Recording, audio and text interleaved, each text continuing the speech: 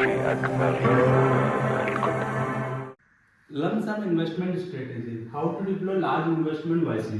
इसमें हम देखेंगे कि आपका जो इन्वेस्टमेंट है आप उसको किस तरह से स्प्लिट कर सकते हो। सो एग्जांपल हम ले रहे हैं 10 लाख रुपीज का, तो 25% हमें क्या करना है, उस 10 लाख का 25% जो भी आपका इन्वेस्टमेंट अमाउंट है उसका 25% आप इमीडिएट इन्वेस्टमेंट कर दो।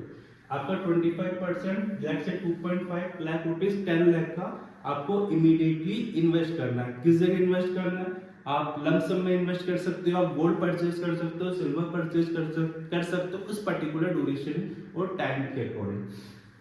नेक्स्ट 75% आपको एलोकेट करना है SIP for 6 to 12 month. Reason behind the SIP, क्योंकि मार्केट ऊपर हो या नीचे हो एसआईपी कॉस्ट को एवरेज करती है। सिंपल सा रूल है, 25% पैसा अभी डालो और बाकी 75% को 6 और 12 महीने की एसआईपी में बांटो। ये लंप सम स्ट्रेटेजी का पार्ट है। अब क्रिटिकल इन्वेस्टमेंट वार्निंग, अभी क्या हो रहा है, जैसे कि 2025 में हमने देखा ग्रोथ और सिल्वर की साइकिल बहुत स्ट्रॉन्ग रही। सो गोल्ड और सिल्वर अगले कुछ सालों में बहुत ही वोलेटाइल रहेंगे। क्यों रहेंगे, इसके पीछे एक रीजन है। गोल्ड क्यों रहेगा, एक डिटेल वीडियो बनाई हुई है, और सिल्वर क्यों रहेगा, एक डिटेल वीडियो बनाई हुई है, और कितना जा सकता है नेक्स्ट 5 इयर्स के अंदर। अगर आपको देखना तो प्लीज वीडियो के डिस्क्रिप्शन में इसका लिंक दिया हो, प्लीज गो थ्रू इट। सो कम से कम 10 साल का होरिजन लेके चलो कि गोल्ड अगर आप परचेज कर रहे हो, सिल्वर जब परचेज करो तो पैनिक सेलिंग नहीं करनी है भी आपको, और पैनिक बाइंग भी नहीं करनी कि एकदम से आपको फोमो में आ गए और बाय भी करो। सो एक पर्टिकुलर एक डिसीजन लेके सारी चीजों को आपको देखना है।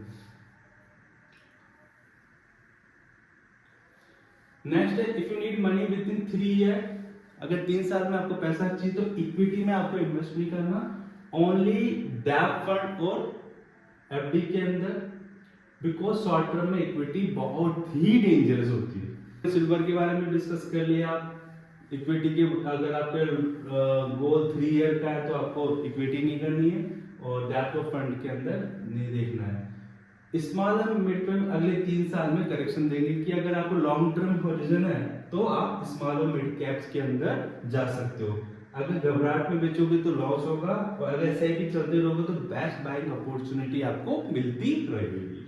सो जो इन्वेस्टमेंट वार्निंग्स है गोल्ड और सिल्वर के लिए, और अगर आपका टाइम होरिजन और SIP ये है, इसको आप कंसीडर कर सकते हो। Growth in personal investment strategy जो हम अभी अपने हम जो डिस्कस कर रहे हैं, हम नाउ डिस्कस करेंगे ग्रोथ इन पर्सनल इन्वेस्टमेंट में उसको किस तरह से स्प्लिट कर सकते हैं।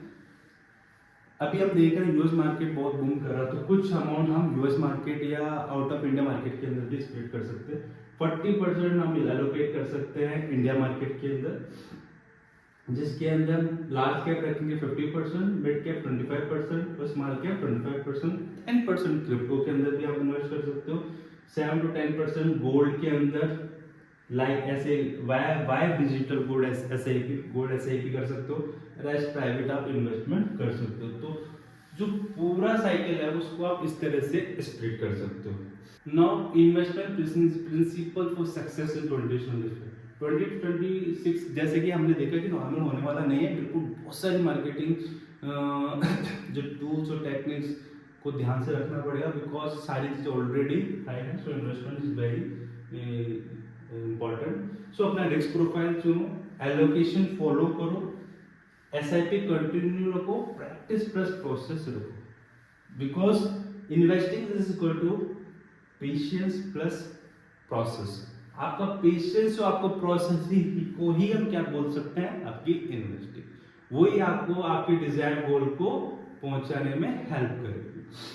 अगर ये वीडियो आपको पसंद आया है तो प्लीज़ लाइक और सब्सक्राइब जरूर कर लीजिएगा, तो जिससे हाँ, और कमेंट सेक्शन में हमें बताना कि नेक्स्ट टाइम आप किस टाइप का वीडियो, कौन सी किस टॉपिक पर वीडियो देखना पसंद करोगे। आज के लिए बाय बाय, जय हिंद, जय भारत।